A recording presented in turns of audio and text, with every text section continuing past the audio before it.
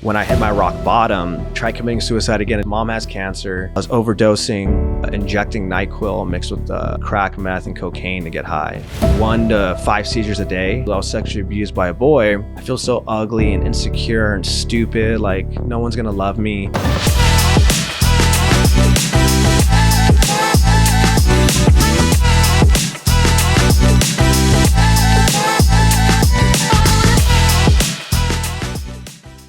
What's up, guys? My name is Fausto. I'm a spiritual advisor, motivational speaker, and clinical counselor. But most of all, I'm somebody who's been through addiction, mental health, and trauma. And I truly believe those who hurt the most heal the most. This video is going to be like my story. So I want you guys to kind of get to know me, to see that I have the reputation to help you, and also to just understand why I'm making this channel as well. There's a lot of people out there that are life coaches, counselors, and they're giving a lot of terrible advice based on maybe something they watched, they read, or they just want money from you. I don't like that, and I don't believe in that. And I've been blessed to be able to not only go through the pain, but heal through the pain the healthy way. And also I went to school to get a degree in it. And then I had a mentor that would have thousands of people a week come over to the house. So I got to practice working with people one-on-one in groups for a long time. And a lot of things that I learned, I want to be able to give that back to you guys. And so on this channel, I'm going to be having tons of different topics, possibly interviews, testimonies, Q&As, and whatever I can do to help you guys. Now what I'm going to do is I'm going to run you through my story. I grew up in Orange County, California. I was an insecure, shy kid. Thoughts of I'm not good enough, I'm stupid, I'm ugly. And I always felt like something was wrong with me. I felt like everybody else had it figured out, but I didn't. And my father wasn't really around emotionally. So, I really didn't feel any love in the house. I always felt invisible. And so I was always seeking validation and seeking love, whether it's doing something right, saying something funny, a girl liking me. And so I developed conditional self-worth. It so happened that when I was 7 years old, I was sexually abused by a boy. And when it happened, it wasn't traumatic when it happened because I didn't know what was happening. I just go, this bully was mean to me yesterday, and now they're nice to me. So I really didn't know what was happening. But when the kid went back to bullying me, I thought I did something wrong. And so that's where shame and guilt was born for me. And I was like, no one can know what happened. And so I learned to suppress it. I learned to manipulate, lie, people please, whatever I can do to protect myself. And middle school, I discovered, the love drug, as I call it, where if a woman likes me, then what happened to me as a kid never happened. That was my next fix. And when the girl would break up with me, to me, it was like, she must know what happened to me. So I would self-destruct, try to change my style, thinking like, well, if I become a punk rocker or a skateboarder or a bodybuilder and get tattoos and get piercings, it'll fix me. So I'd play these characters, get a girlfriend. That would end up in a breakup. I think she knows what happened when I was a kid. Change the style up. I got to a place where I was just like, I don't want to go to school anymore because I can't take this. I have so much anxiety. I'm anxious, low self-esteem. I think everybody's judging me. I ended up getting out of school. From 14 was the first time where I got introduced to alcohol. And for me, alcohol saved my life because alcohol gave me confidence. It made me feel secure. I was able to talk to anybody. I was able to flirt. I didn't overthink. And best of all, I didn't really focus on what happened to me. Drinking was a tool for me to live. And that sparked the curiosity of smoking pot, taking ecstasy, cocaine, crack. And then I got into meth, and meth was what really messed me up. And I got into a situation where I was molested for, several months. And that right there, again, I thought it was my fault, even though the age gap was like, I was 14, that person was like in his 50s.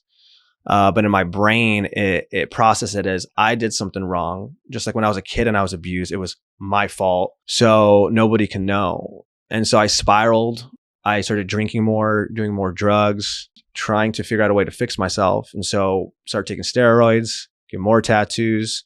I got a cool job, meet a girl, think I'm fixed, until the relationship was over. Then I self-destruct, I would try killing myself. I was overdosing. I would try to get back on my feet and thinking like something outside of me is going to fix me, right? New job, make more money, act cooler, learn something new, get a girlfriend again, self-destruct, try killing myself again. And then it started getting really bad. I started getting really, really bad. Like my addiction got so bad. I remember just like at one point injecting NyQuil mixed with crack, meth, and cocaine to get high. Like, that's how bad it was.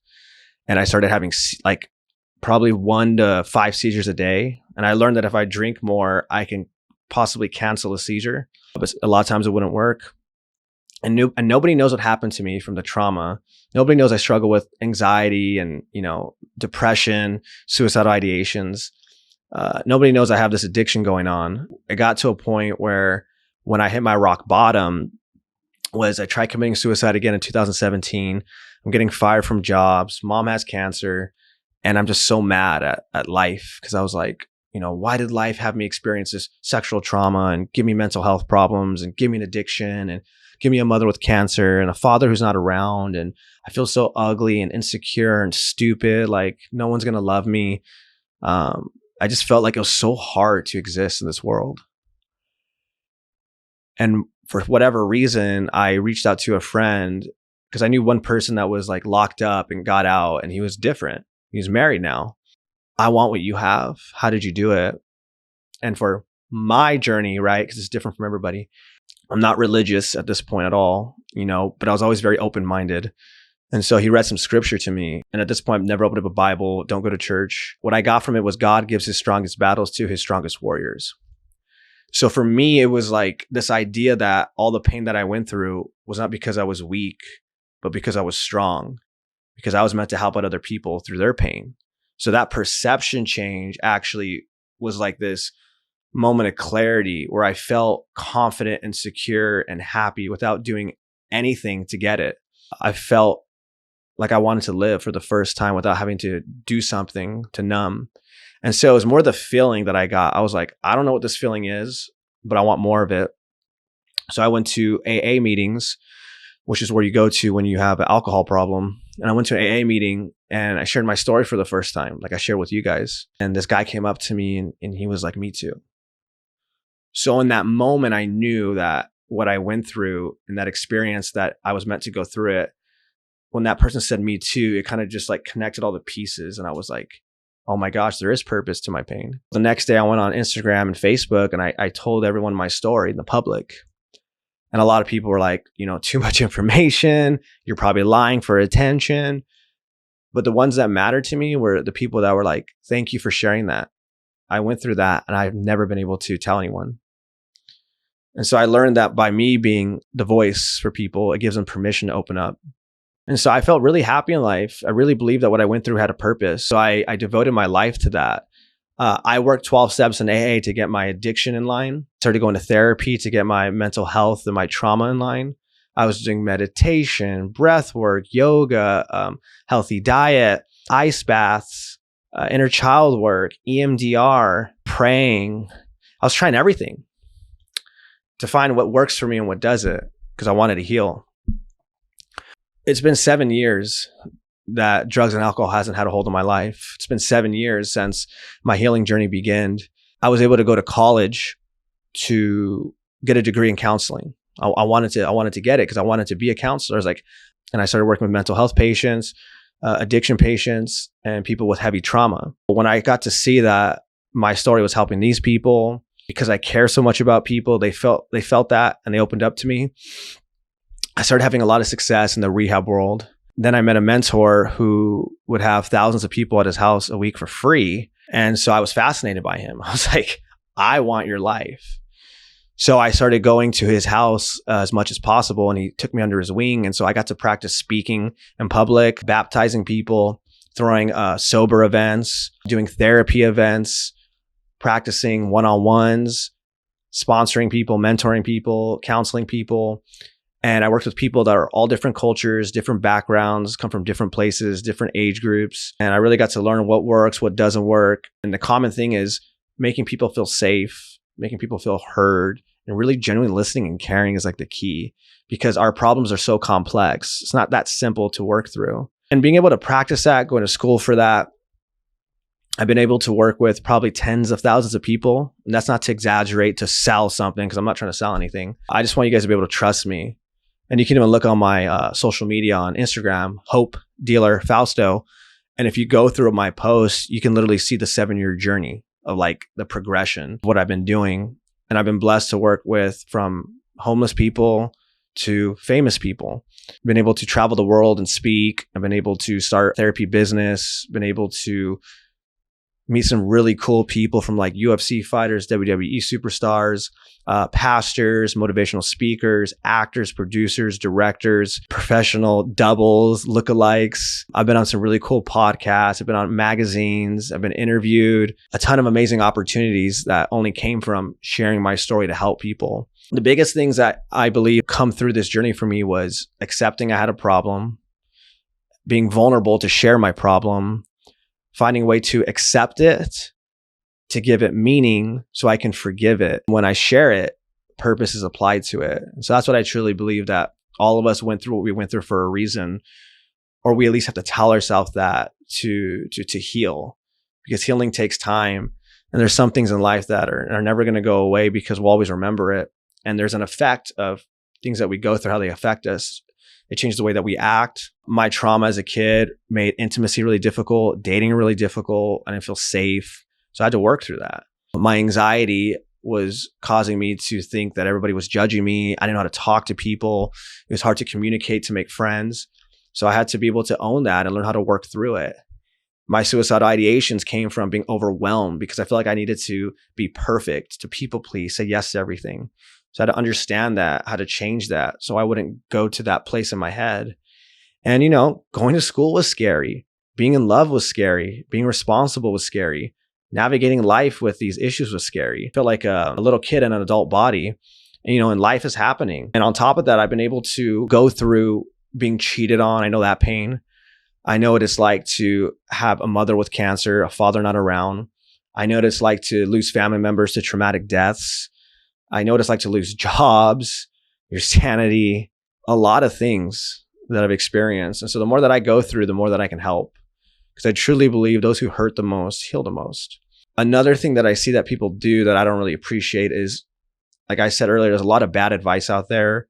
A lot of people mean well, but when you don't have the experience and the wisdom of working with people, you don't really understand the responsibility that you hold, because people listen if they respect you. And if you're giving bad advice, it can hurt people.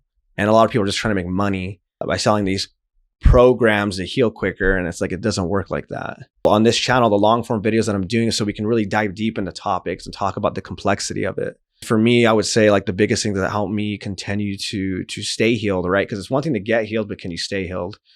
For me, right, is I have an idea that there's this higher power, God, being, something. You choose what you want. I'm not here to tell you this is what you got to believe. I don't like that type of lingo either. I don't like that. So I chose to believe in something bigger than me. And every day it becomes a little bit more clear what it is. Sometimes it switches. That helps me believe that there's something that has my back. And then the other thing that helped me out too was I try to tell myself everything is predestined. And what I mean by that is, if I feel like my imagination is a preview of my future, then these dreams that I have to be the voice of hope for the world, to share my story, to help people, that means that vision is true. So however my life looks like today, even if it doesn't look like it's going to work out, I got to remember that this is my destiny. So I'm going to continue to not give up. That's why I use that.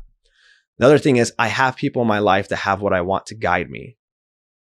I have friends that are equals to enjoy life, right? Because you want to be able to have fun.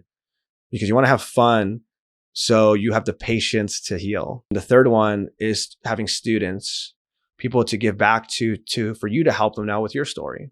That's been key for me. Community is everything. That's my story. Like I said, you can look me up online on my Instagram for proof that what I do.